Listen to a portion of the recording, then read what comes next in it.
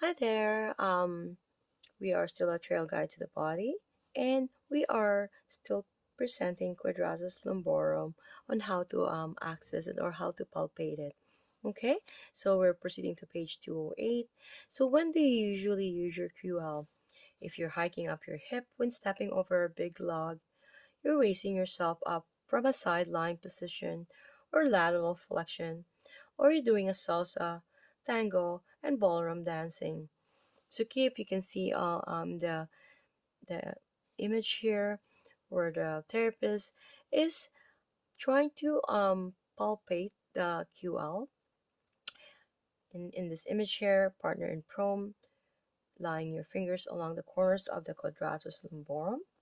Okay, so being your partner in prone, you're going to isolate the borders of the quadratus by locating the 12 rib, posterior iliac crest, and locating and transverse processes of the lumbar vertebrae. Lay your fingers along these landmarks to outline the edges of the quadratus. Lay your thumb pad along the lateral edge of this square. Using slow, firm pressure, you're going to sink your thumb medially toward the lumbar vertebrae and into the edge of the quadratus. You can ask your partner to lateral tilt or elevate his hip towards his shoulder in order to feel its solid contraction. The hip should remain on the table. So you're going to ask your question. As you palpate, be sure you're accessing the deeper tissue in the low back and not just the superficial external oblique fibers. Okay, keep in mind because it's very deep muscle.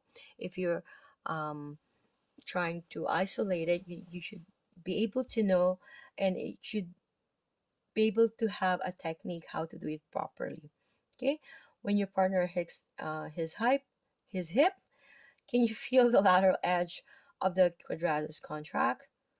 Can you distinguish between the edge of the rectus spinae and the quadratus?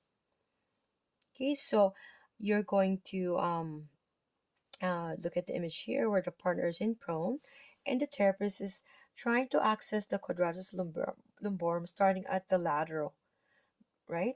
You see going medially. You can see the arrow just by. Okay, so you're going to follow the above instructions, only this time with your partner side lying. Okay, placing a bolster between his knees, right, will balance the pelvis and soften the tissue around the quadratus.